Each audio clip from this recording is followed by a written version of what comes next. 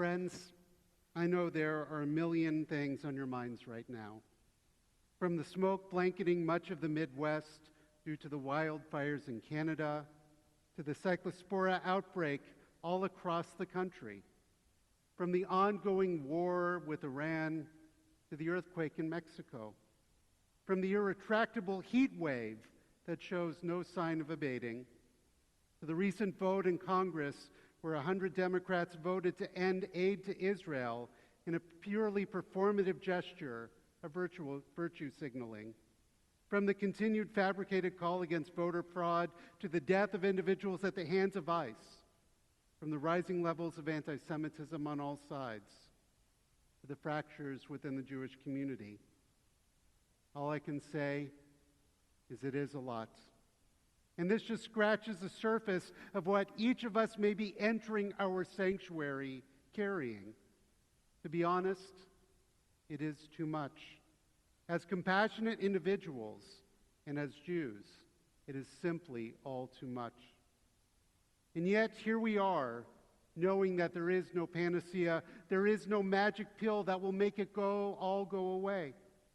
Sure, there are forms of escapism, but even those are often filled with the pitfalls that can drag us back to this very moment. For many of us, all we are left with are feelings of anger, hurt, betrayal, sorrow, and fear. This week we will begin the final book of the Torah with Parashat Devarim. The name Devarim comes from the phrase Eila Devarim, these are the words. Eila Devarim, these are the words that Moses addressed to all Israel on the other side of the Jordan. Up until this moment, Moses was known as a man of few words. He even argued with God at the burning bush that he was kvad peh ukvad lashon, that he was slow of speech and slow of tongue. According to some midrashim, Moses had a speech impediment, which is why Aaron spoke on his behalf.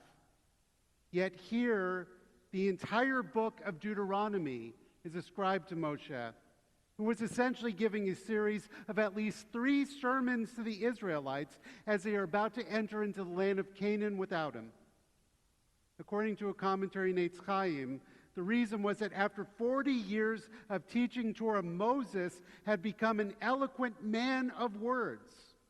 The change is not due to improved rhetorical skills, but due to his enthusiastic commitment to its message. This summer at Asrui, the guiding principle of the Limudim, the learning programs, are Midot, or Jewish values as expressed through Musar.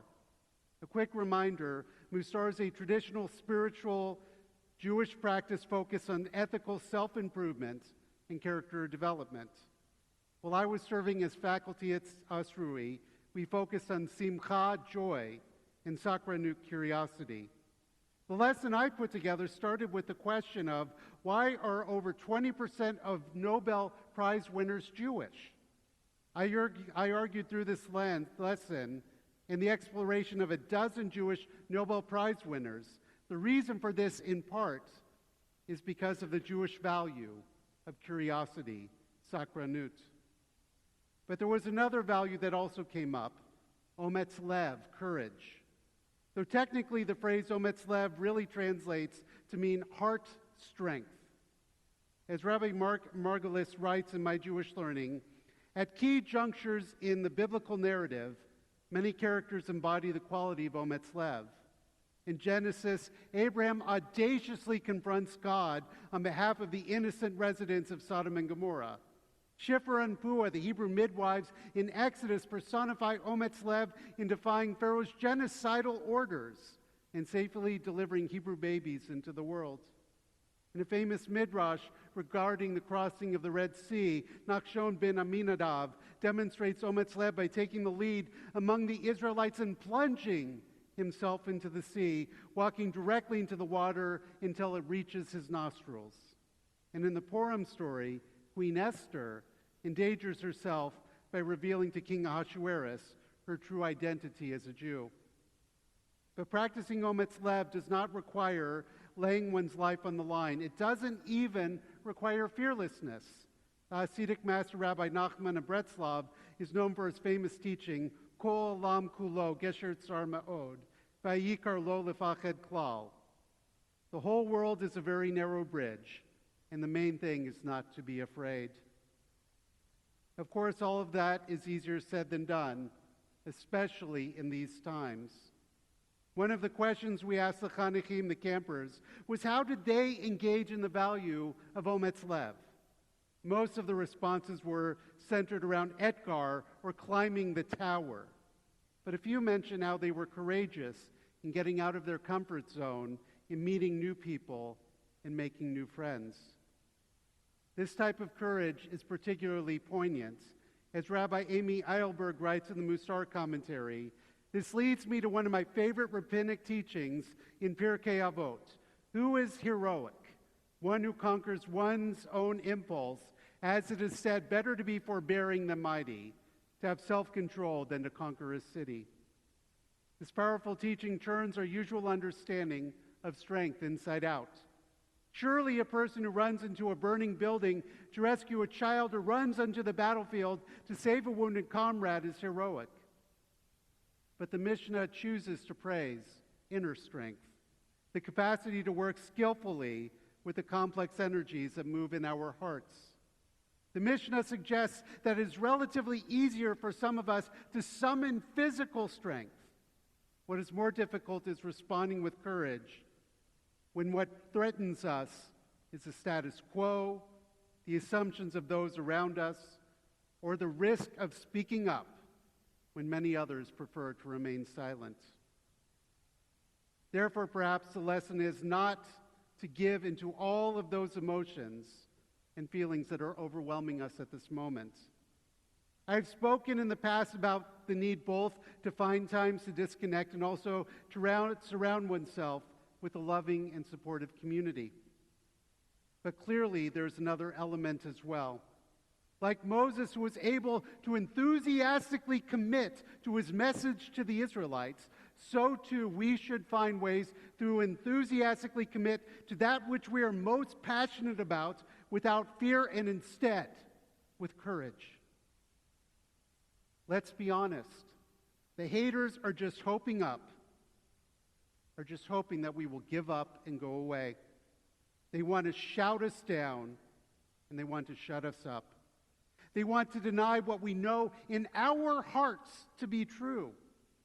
And from the outside looking in, they want to tell us what Judaism is and what it is not, and not allow us to define it for ourselves. And this is not just about Israel now. It is so much bigger than that.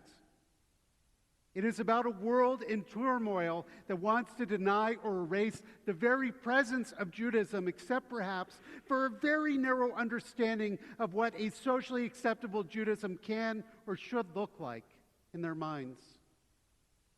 You can read more about it in the writing of Arno Rosenfeld, whose editions of anti-Semitism Decoded appear in the foreword.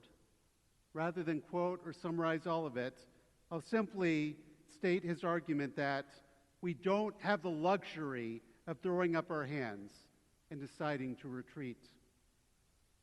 Rosenfeld's argument echoes the words of Moses towards the end of the book of Deuteronomy, the book of Devarim. As Moses instructs both the Israelites and later Joshua, who are about to enter the land of Canaan without him, Chazak ve'ematz, be strong and have courage. I'm not going to stand before you today and argue that courage is enough. But like so many of our ancestors, those who came before us, they would argue that we are still here in part because of courage. They stood proudly as Jews, even under and especially despite the most dire of circumstances. Ometz Lev may not drive away the wildfires in Canada or solve the cyclospora outbreak, but it may just give us the strength and fortitude to keep us marching forward, even with all of the hate that continues to come our way. Now we just need to find others, those who are willing to join hands with us. It is hard to be brave alone, but with allies, with friends, with community by our side, we can still change the world for the better. Chazak ve'amatz. Be strong and have courage. Shabbat shalom.